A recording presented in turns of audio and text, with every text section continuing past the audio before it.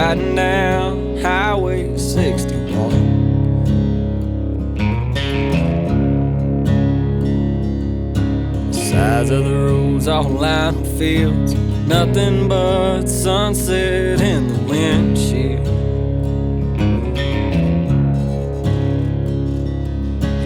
Feel it as soon as I ride into town. This is where I go to slow down. Miles and miles of soybeans and corn. I'm in the place where the blues was born.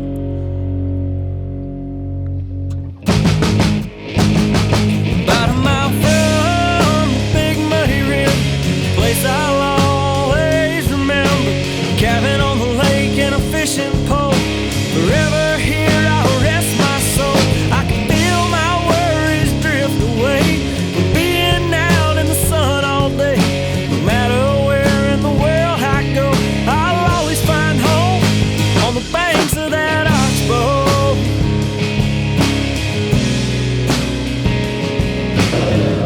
What's up, guys? Brad Chappell back, Crappie Connection. We're at the Crappie Expo 2021. Got my buddy on the end, Todd Huckabee, and man, we've got the 2021 world champions sitting right here with us. Good morning, guys. Are y'all off the Cloud 9 yet? No, I think I'm somewhere in the stratosphere above that cloud right now. I mean, I'm kind of floating around somewhere in existence. I don't know where I'm at yet. I saw you floating last night, and I was like, man, this guy, he's definitely high on life today. And both of you guys, congratulations. Thank you, man. Thank you. Awesome. Yeah, smiles permanently on my face.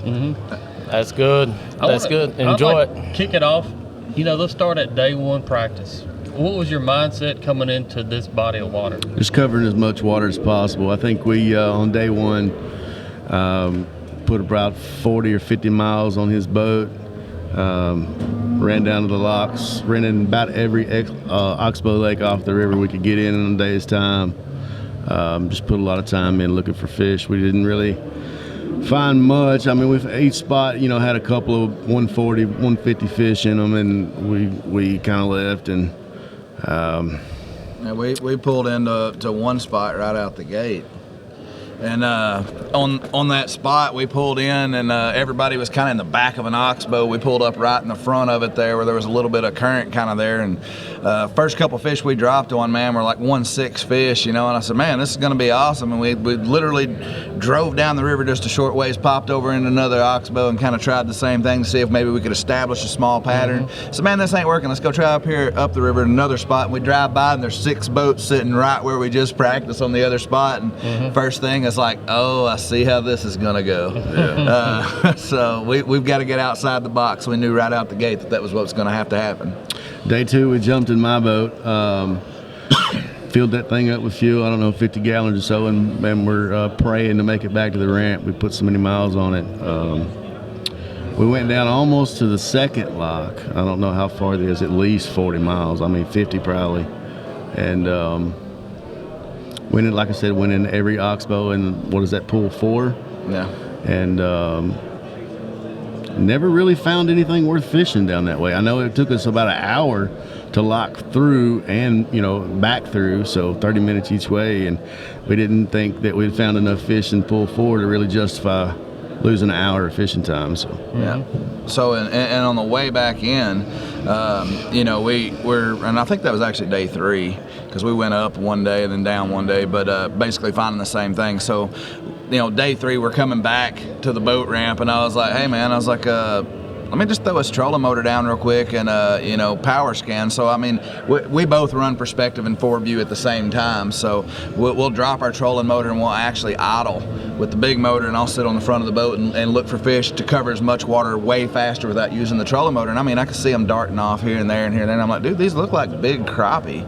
Shut the motor off for 2 seconds. He shut it off. I pulled up on one. I could see him sitting in open water. And I'm like, dude, that's definitely a good fish. So we basically just didn't fish or anything, just jumped out and said, get out of here before anybody sees us. And that's kind of what gave us the idea that, hey, I think we need to stay here. You know, hopefully we can get an hour extra fishing on the rest of the field because of the running they're going to do. And I was definitely game for that. I mean, literally we probably spent $400 or $500 in fuel on practice. And I think we spent $1 during the tournament, 3 days. Maybe, yeah.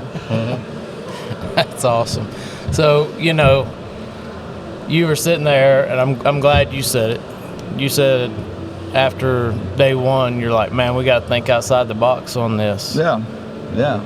Well, if I'd have heard that to win this tournament was going to be thinking outside the box, you for sure would have been who I picked. Yeah, I guess I'm kind of known for some wild ideas, but yeah, and all y'all at home, a lot of y'all don't know Jeff yet, but trust me, this won't be the last time y'all hear about this dude. And hopefully at some point we can get in your boat and crawl around and. Yeah, absolutely. Like the whole Disney movie, the Gadgets and Gizmo aplenty or whatever that song is. This dude's got everything. Yeah, I'm definitely the inspector. We're going to do a video on it. We're going to walk out there and do a video. He's got his boat here, so we'll all right. Yeah. All right. Definitely kind of the Inspector Gadget of things, and just constantly thinking, how can I, have an advantage to some extent, and we're in an electronics-driven industry now. I mean, everybody's got electronics. Everybody can find fish. So now you've got to figure out ways that you can even if it's a small advantage over the field, that's a huge thing in a crappie tournament. It's not like bass where we're going out here and we're trying to win by several pounds. A lot of times we're trying to win by a couple 100s. And if, one bite better than everybody else can get, you can win a tournament with that, absolutely. So, just because it sounds crazy or looks crazy doesn't mean it isn't going to work. Definitely try those things. Well, what really, and this is awesome, and I know a lot of these teams pull for each other and different things, but last night after you left, some of the guys there that were fishing in the same area that you was in, Brandon and them guys, and they're like, dude, I've got to figure out what they're doing different. They're like, because we was in there. We couldn't catch them. We weren't seeing them the way they were. They were doing something different. And we sure enough want to tell everybody what we're doing, but we don't want to tell them just everything yet. Oh yeah, I understand. Yeah, I totally get it. I'll say this, Jeff Larch does it 7 days a week. He's one of the best I've ever seen on the live scope in boat control. And that's the biggest ticket in the crappie fishing is keeping your boat where you want it, keeping your bait where you want it, and figuring out what they'll eat. And dang, is he not good at that? I think y'all were the only team whose weight was consistent. And I'm not just talking about the top teams. I'm talking about anybody. If some teams had 8 first day and then 10. Yeah. And some teams had 10 the first day, then 8. I mean, you were real close to the same weight every day. So here's kind of what's crazy about that. Basically, we didn't even practice fish the day before the tournament. We'd just come off a Darbone for national championship. We're a little fried out. Just kind of thinking, man, we need a day of rest. For us to fish clean and fish right, we need to just get our head in the game and kind of relax today. And we said, man, look, we're going to start right here in the bay, and we're just going to try to fish like we fish every day. And the way this tournament's set up, you don't get any quote-unquote dock talk, so you don't really know exactly what kind of stringer is possible. I mean, prior to the tournament, people are saying, 14 pounds a day and this, that, and the other, and we just weren't seeing that.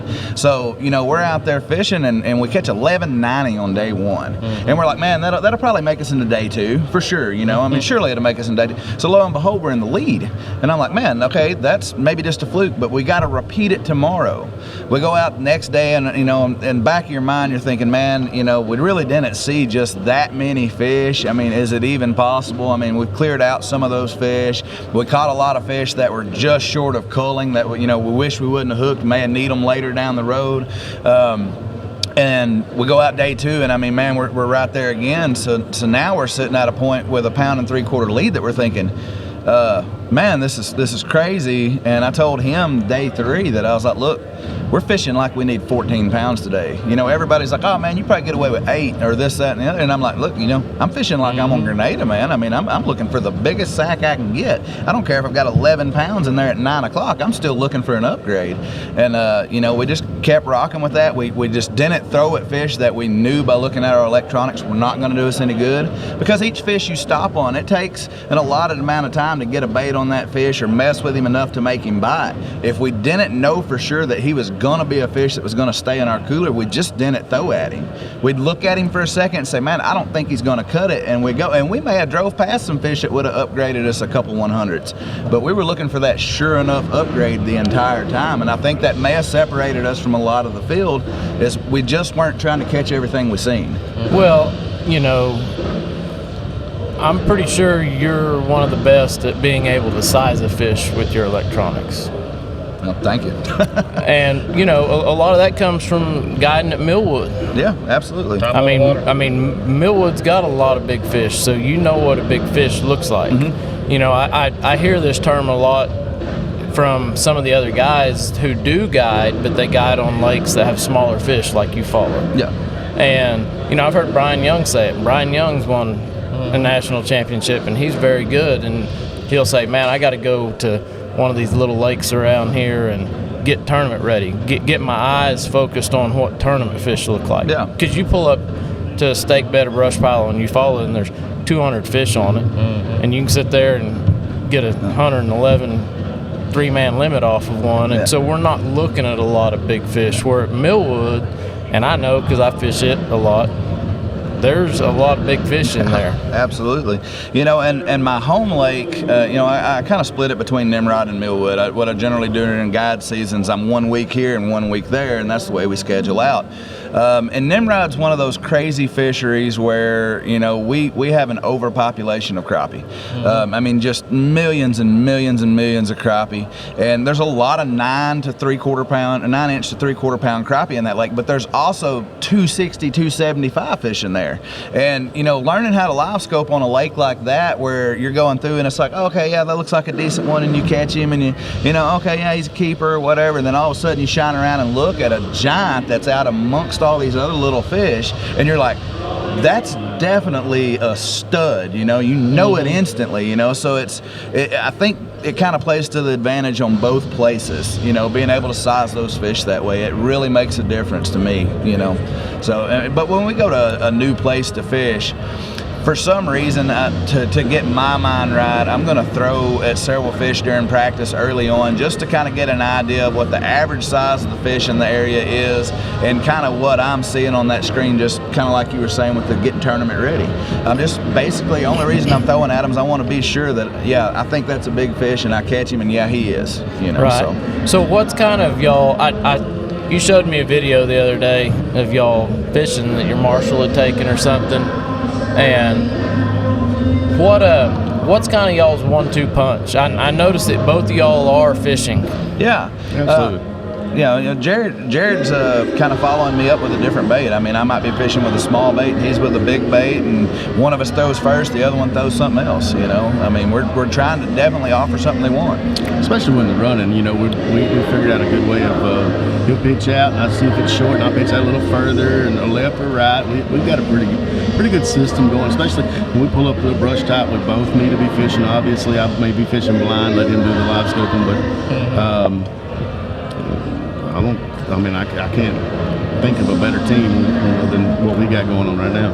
That's awesome, because, you know, to me it's kind of been disappointing that since live scope you see guys, and there's a lot of teams doing it. There's one dude that's holding the net and making sandwiches and stuff, and the other dude's fishing. And so whenever I watch y'all, and y'all both were actively targeting the same fish, and it works. You know, and Jared takes care of our call system and taking care of the fish as well. So as soon as a fish is caught and netted, I mean, we have a system that we hand the net to him, he's rolling out of the way and getting there, and there is always somebody with their eyes on the screen the entire tournament. Never look up. I mean, we are constantly fishing. It never stops, and that's a huge part of what we do, is we're not both getting down or messing around and doing this. I mean, we're staying on the grind the entire time, and you know, sometimes we're both fishing, sometimes we're, you know, kind of managing what we got to manage. Now, is that your eyes always on perspective? It really depends on the conditions I'm in. This tournament here was definitely perspective mode all the way. We were able to find small structure that you would have definitely missed just trying to pan with forward view. We found open water fish same, so. Yeah. we got a lot of background noise, so we're gonna have to step up closer to the mics here. Just to touch on the team thing. I mean, when you're fishing, if you have a live scope, you'll know, especially in a little murkier water, that when you flip out there and you're 4, 5, 6, maybe 8 inches off that fish, he'll never see it. So, flipping 2 baits out there on it, maybe a foot apart, just adds to the success rate of catching one right off the bat and keep going. So were y'all, were you casting? Were you using the longer rods? What was y'all's approach? I was using the new 16-footer from Huckabee Rods, Power Crappie, and I was essentially trying to reach out on these fish because we couldn't touch a trolling motor once we got into actual fishing range without spooking them. So I would take the 16 and reach out because they would not chase something on like a horizontal movement. It was all vertical presentation. Mm-hmm. So I would take the 16 and reach out and try to touch the fish. Well, if I couldn't get his attention or get right on his nose quick enough as he drifted closer to the boat, Jared had a shorter rod. He was using the 14 and the 13. He was able to fish tighter into the boat, more accurate with it. So we were capitalizing on opportunity as much as possible before we got too close to these fish, and that was just our game plan, as to we don't need to throw the same thing, we don't need to be reaching the same distance, we need to be able to try to target them from point A to point B, and it really panned out for us. There was a lot of fish that I missed that Jared caught, and there was a lot of fish that I caught as soon as I dropped on them, and all across the board. I don't think if we'd have done it just one way, I don't think we'd have been as successful at all. That's a good tip for people at home, because everybody, gets in that mode of, if you catch 2 fish on a 16, the other dude's picking up a 16, and sometimes that doesn't benefit. No, absolutely not. When you say cold, I want to strike back to somebody starting crappie fishing tournaments. In that tournament, what do you mean by cold? So culling, say we get our first 7 fish in the box, we get them on the scale. Any upgrade that we can get, so say if our smallest fish is a 115 and we catch a 116, we're going to weigh both those fish again. We're going to drop them in the box. And another thing we do is we have 8 cull tags. We're allowed to weigh 7 fish, so we keep an 8th fish in the box. So we're technically culling 2 fish at a time when we add one to it. So if we take one off of a number and replace him, that 8th fish was smaller than the fish we just removed. We'll put him on that tag, throw the 8th one out, and that way if a fish dies, we have a backup, but he's the heaviest backup we could possibly have. These are horseshoes and hand grenade tournaments. You've got to be really, really tight on your weights, and if it's just 1/100th, you know what, that could be $10,000 to $100,000 in these tournaments. Mm-hmm. And for everybody back at home that's thinking in ounces, he's talking hundreds. Yeah, 100s. Because the old school way of a fish that weighs 1 pound, 14 ounces, that's out the door. We've got to weigh in hundreds now, because that's how the tournament scales read. And a lot of these fish, not this one, because y'all won by 3 pounds over 3 days, but a lot of these tournaments that we see, good grief, between first and sometimes 10th will be 1500s. Mm-hmm. Yeah. And you're talking just a few drops of water of each fish. So, it's very important to use a good culling system. What kind of, y'all use balance beam, or you weigh them? We weigh them. We do have a balance beam. So if say we got a 140 that we need to cull and we catch a 140, we put them on the scale. They both say 140, but then we hang them on the balance beam just to double, triple check. And it's like, all right, I think he's teetering just a little higher than the other one. We better go with him, Every little bit counts in a crappie tournament, no doubt. Just like Todd said, really, the weight of a quarter could cost you, several $1,000s. 100,000. Yeah, no doubt. Sometimes, yeah, for sure. So what was y'all's preference of baits? Y'all use big baits, little baits? Little everything. Little everything? Yep, absolutely. I had a 1/28-ounce hair jig tied on. He was using a Charlie Brewer slider a lot. We had a big 1/8-ounce hair jig. We were dropping beaver bottoms on 1/4 ounce and 1/8 ounce. I even threw a 3-inch swim bait on a 1/4 ounce head at some of these fish. And it was really just kind of playing to the mood of the fish and how they reacted to a bait, from the first drop, If I threw a big bait at them and they chased it and didn't do anything, we knew real quick we had to throw something small at that fish next, So we're literally throwing poles down around grabbing another pole, the whole time. How many rods do you have rigged up on the front of your boat for this? About 7. Yeah. And they all had different bait on? Yeah, every one of them had a different bait on them. That's awesome. Yeah. So the question, the number one question that I've had people ask because of this tournament, which I like the format of no live bait. How many more fish could you have caught if live bait was in play? I don't know if we'd have caught more fish, but we'd have definitely not spent as much time on some fish that were in heavy structure catching them with live bait. Obviously you can drop a minnow down in a piece of heavy structure and he can do a little swimming around and kind of draw the attention of fish a little bit better, and the way the sensory glands work on a fish, they can sense live bait really well in murky water. And I mean, fishing Millwood, we see it a lot. We can take a jig around vertical timber and hard to get his attention, but you can drop a minnow down there 6 inches from him and he knows it's there before he sees it. He's already turned around looking that direction for it. So I think it would have helped us with time management a little bit more, but I don't know that I'd say we caught more fish, but at the same time we may have because we'd have had more time to fish. You know what I mean? Sure. I mean, I like the format that Wall's got going on now. I think I would rather fish with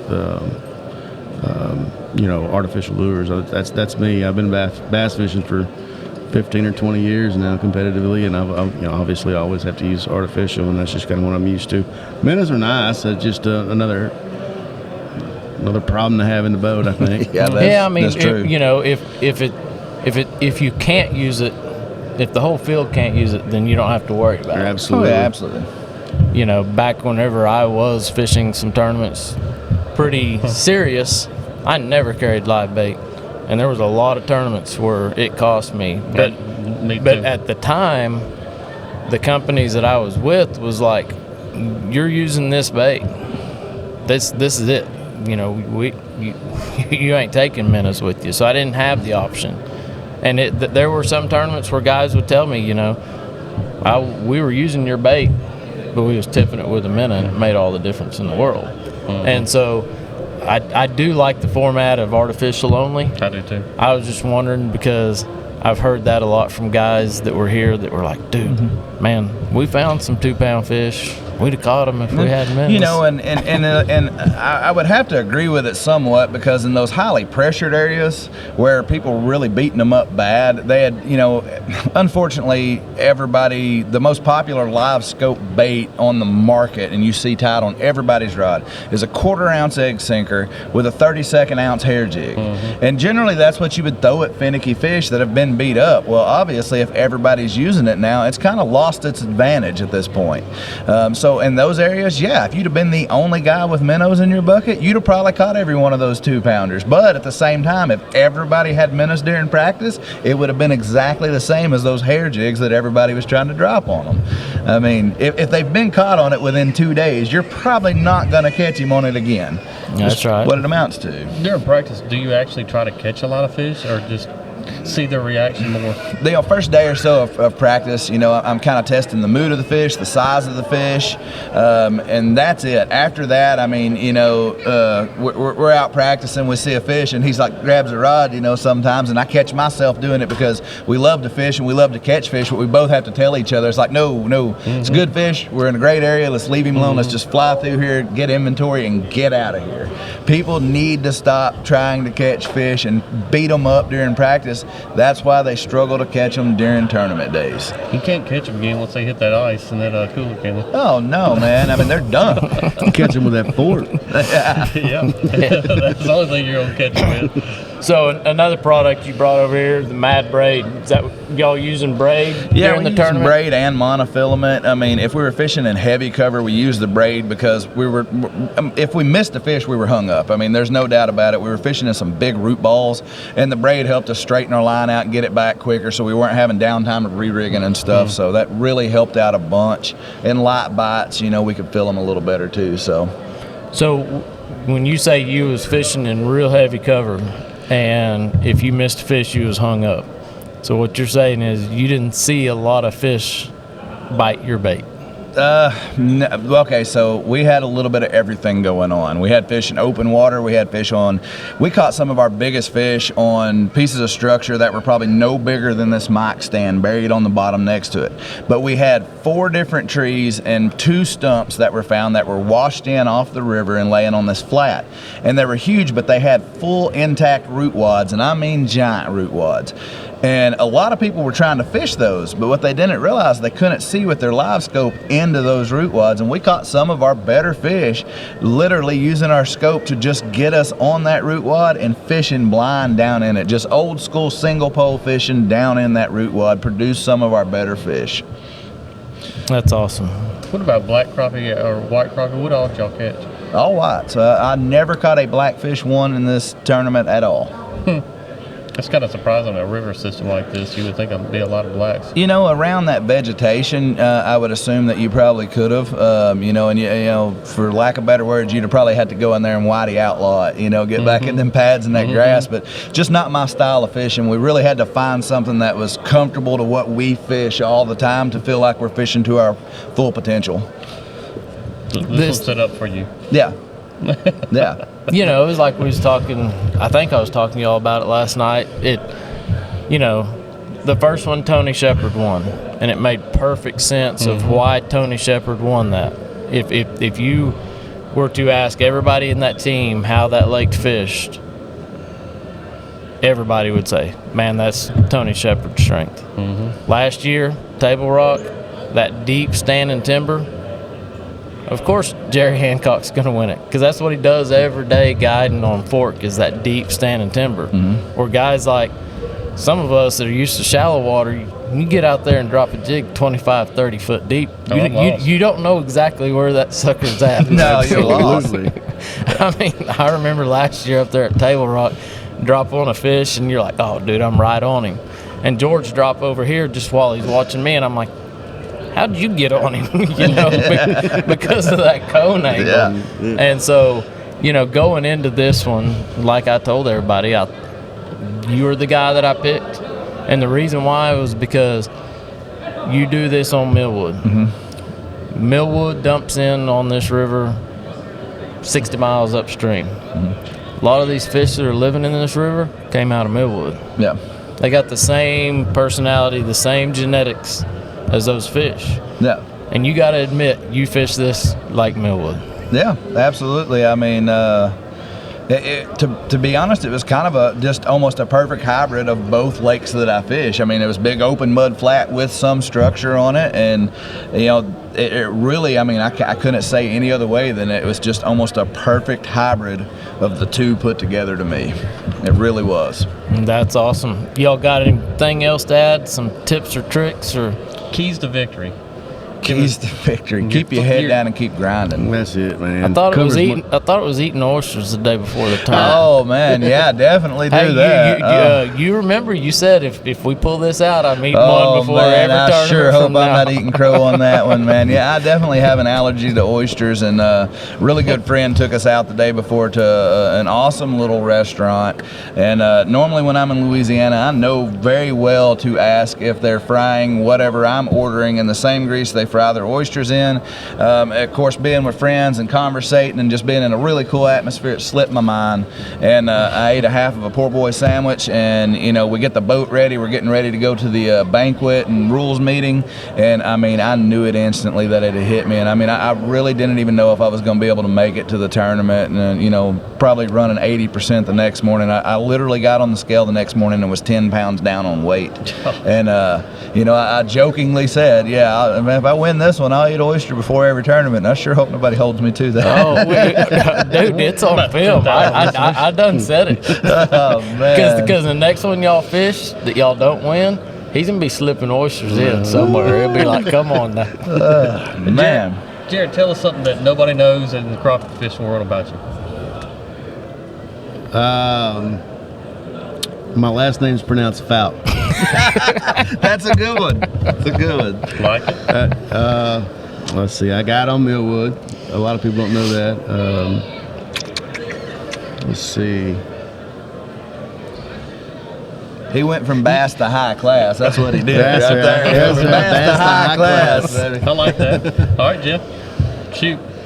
Oh man, so everybody knows me for crappie fishing, obviously, but what a lot of people don't know that the end of mid-November, somewhere in there, so I think this year's the 20th, I got speckled belly goose hunts, and I work for Fully Committed Outfitters in Carlisle, Arkansas. We are a whack 'em, stack 'em outfitter, have a ball with it. So I mean, if you're an outdoors enthusiast and you want to come hang out with a crappie pro in a goose field shooting geese with their feet hanging down, give me a shout, man. I'd love to take y'all. And a lot of guys don't know that about me, but I'm not sure which one I have more of a passion for, waterfowl or fish. But either way, I love them both. Awesome. All right. Awesome. Congratulations. We got one more thing that we're going to kind of surprise you guys with that, you know, we've been looking forward to this. So you remember you remember last night when you said, "Man, this is like the Super Bowl. This is the World Championship." Mm-hmm. You got 2 great trophies. Yeah. Yeah. You about to have wonderful. 3. Oh, really? Really? Hunter, pop it out. Oh my gosh! Look at that. Oh my gosh! Dude, this is awesome. Now, these It's are the great. 2021 World Championship Crappie Connection belt. Man, Look at that. man, I'm gonna wear this thing around like I a hope you toddler do, all man. day, man. This is so cool. I told Brad, I said, "I don't think you know this guy like I do." I said, "He's going to be wearing it guiding." Oh, dude, that is so awesome, man. So this- awesome. We've been looking forward to giving this away. Yeah. And it's been kind of a shocker thing, and dude, we're ecstatic to have you guys have it. Dude, that is so cool, man. Man, yeah. So cool. We can't thank y'all enough for that, guys. So the next time you go out on the water and you want to know where they're fishing, just look for this huge Yeah. reflection coming off of that belt. Yeah. Hey, man, we also want to thank you guys for having us on the podcast. We want to thank Yeah. you for everything y'all are doing for the crappie industry. You know, Todd, from the product lines to what you're doing here with Crappie Connection and Crappie Connection itself. You know, let's continue to grow this sport Yeah. and take it even higher. And we hope to see all you guys on the water. You know. Absolutely. All right. Thanks, guys. Hey, if you got some questions to ask these guys about this tournament, make sure you comment from the YouTube to the Facebook, and we'll get to them and ask them. Absolutely. We'd love to answer all your questions. All right. Till next time, Todd Huckabee. Jared Falk. Jeff Larch. Brad Chappell. Holla.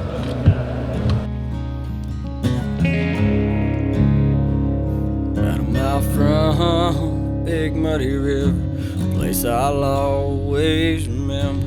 Cabin on the lake and a fishing pole. Forever here I'll rest my soul. I can feel my worries drift away.